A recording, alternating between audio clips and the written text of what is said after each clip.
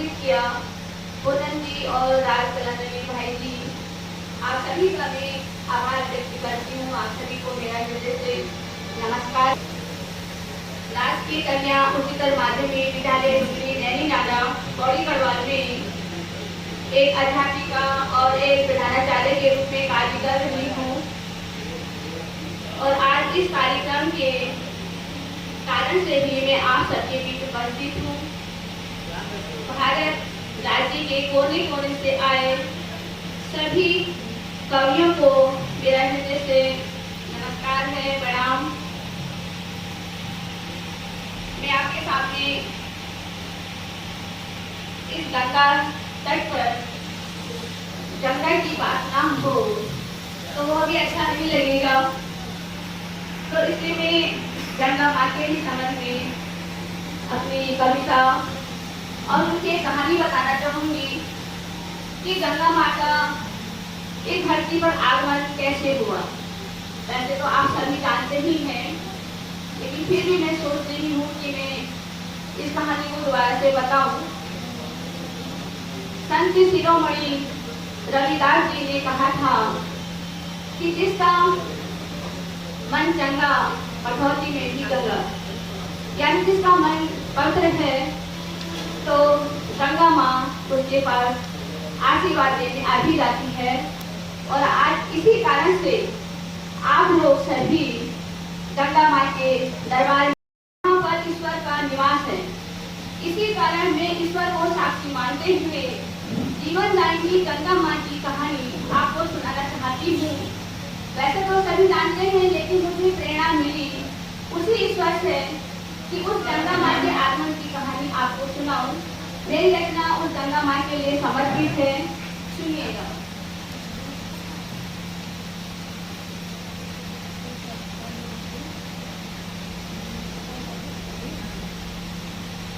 गंगा माँ का पृथ्वी पर आगमन।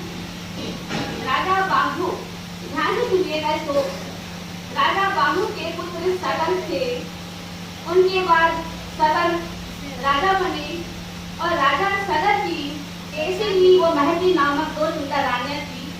एक दिन महर्षि और ने उन्हें वर देते हुए कहा कि तुम्हारी एक रानी को 7,000 पुत्र होंगे और जबकि दूसरी को मात्र एक पुत्र, किंतु वंश चलाने वाला दूसरी रानी का भी पुत्र होगा, इसलिए इन दो वरों में जिसकी जो इच्छा है वही ले ले।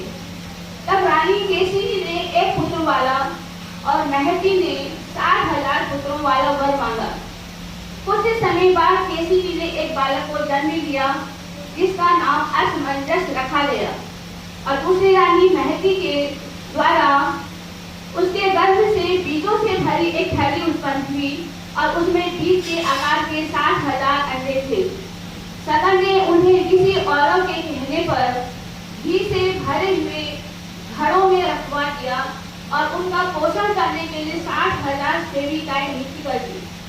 उचित समय आने पर उनमें 60,000 बालक उत्पन्न हुए। वे सभी बालक अति वीर, बलशाली और पराक्रमी थे। सगर इतने पुत्रों को देखकर हर्षित हो गए। एक बार राजा सगर के मन में अश्वमेध यज्ञ करने का विचार उत्पन्न हुआ।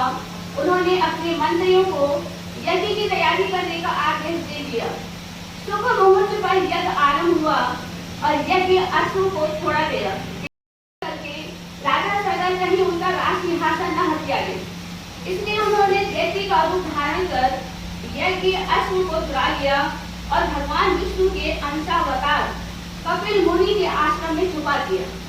अश्व का हरण होने पर ऋषि मुनियों ने सगर से अति शीघ्र यज्ञ अश्व ढूंढने के लिए कहा। राजा सगर ने अपने 60,000 पुत्रों को यज्ञ का अश्व खोजने के लिए भेजा। उन्होंने सारी पृथ्वी छान डाली, किंतु उन्हें यज्ञ का अश्व कहीं भी दिखाई नहीं दिया। तब उन्होंने अपनी बलिष्ठ भुजाओं से पृथ्वी को खोदना आरंभ कर दिया। उनके भीषण प्रहारों से पृथ्वी सहित वहां पर रहने वाले नागों, दैत्यों और अन्य प्राणियों की करुण चित्कारें गूंजने लगी। सगर पुत्र भूमि खोजते हुए महर्षि कपिल के आश्रम के निकट पहुंच गए।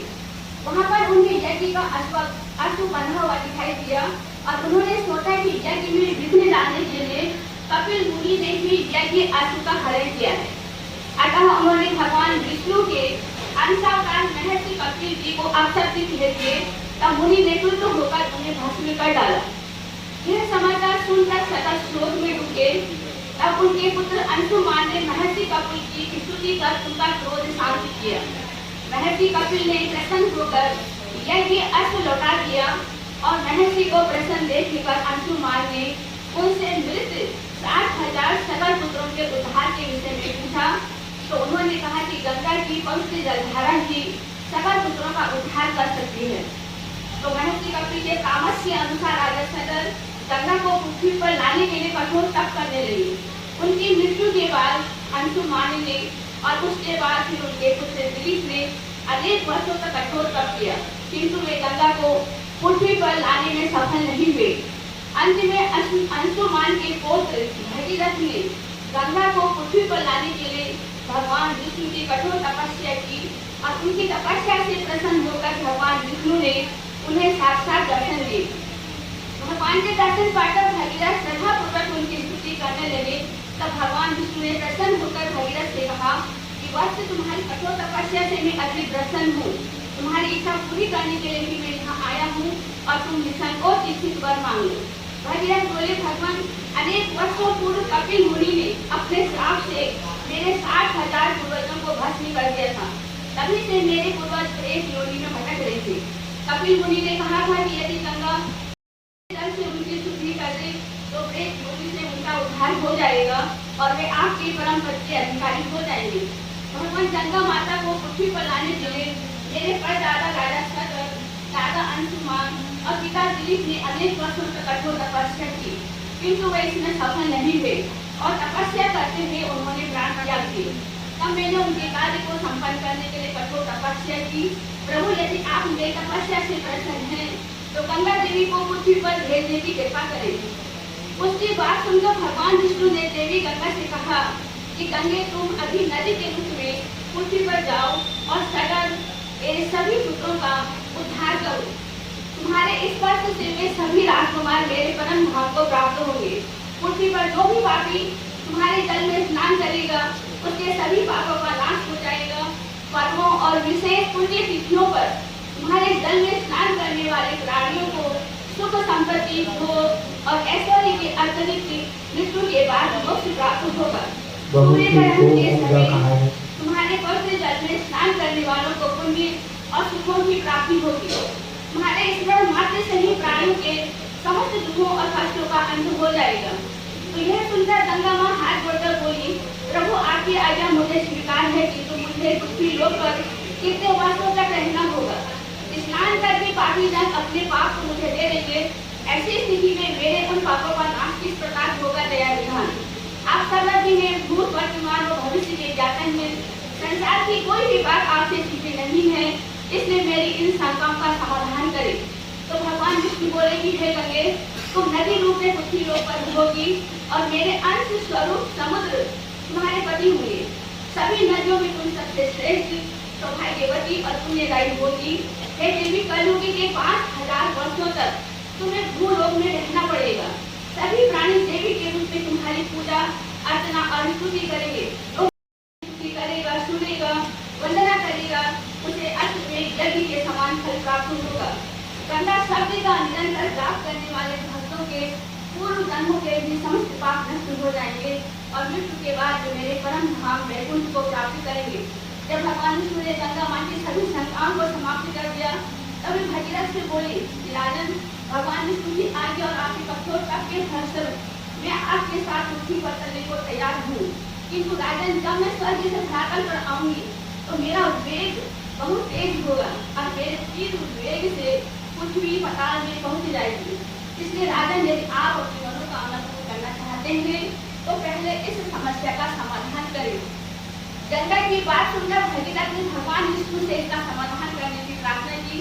तब भगवान विष्णु जी से बोले कि महादेव, भगीरथ की इस समस्या का उपाय केवल आप ही कर सकते हैं।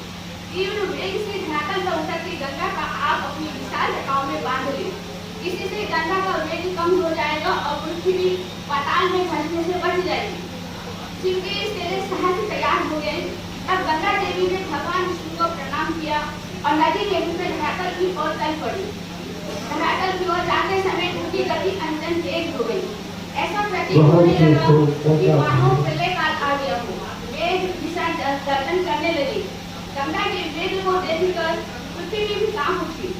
गंगा का अभिमान, उनकी शक्ति थी और यह नहीं जानती थी कि भगवान शिव उनके बल का सामना कैसे करेंगे। शिव गंगा के विचारों को समझ सकते थे, इसलिए विष्णु की प्रेरणा से शिव गंगा के मार्ग में आ गए। उन्होंने अपनी सारी शक्ति लगा दी और बड़े जोश के साथ गंगा के वेग का सामना किया। शिव ने यह जानकर उन्हें अपनी जटाओं में ऐसे संभाल लिया कि उन्हें वर्षों तक शिव जटाओं से निकलने का मार्ग ही नहीं मिला और वे पूर्ण वेग से शिव की जटाओं में समा गए। तब भगीरथ ने फिर तपस्या की।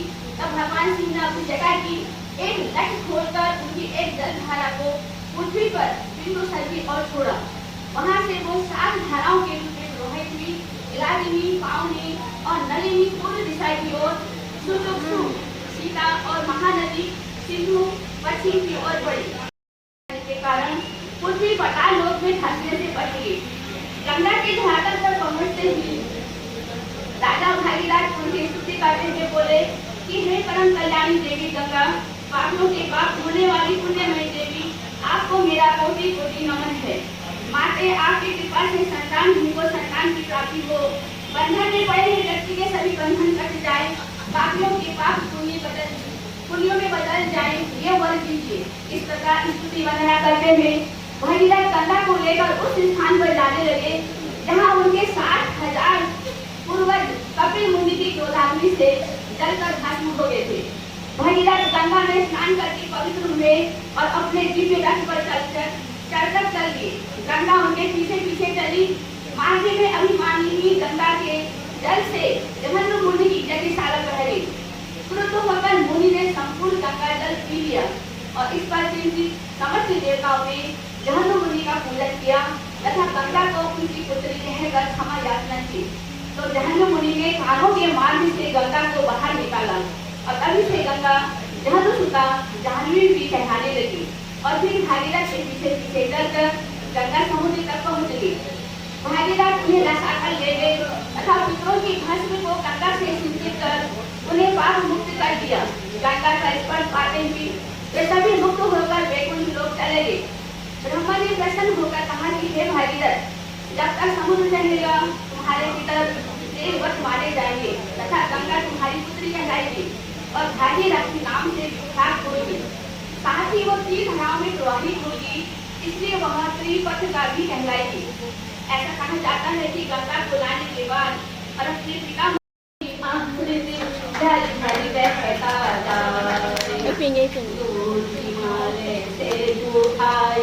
गीत सुहाने गाती, बस्ती बस्ती जंगल जंगल सुख संदेश सुनाती। तेरी चांदी जैसी धारा मीलों तक लहराई, गंगा तेरा पानी अमृत झर झर बहता जाए। युग युग से इस देश की धरती तुझसे जीवन पाए। कितने सूरज उभरे डूबे गंगा तेरे द्वारे, युगों युगों की कथा सुनाए तेरे बहते धारे। तुझको छोड़ के भारत का इतिहास लिखाना जाए, गंगा तेरा पानी अमृत झर झर बहता जाए। युग युग से किसी देश की धरती तुझसे जीवन पाए, गंगा तेरा पानी अमृत झर झर बहता जाए। Thank you. आपने पूरी हरिद्वार की देवताओं की कहानी पूरी होती है।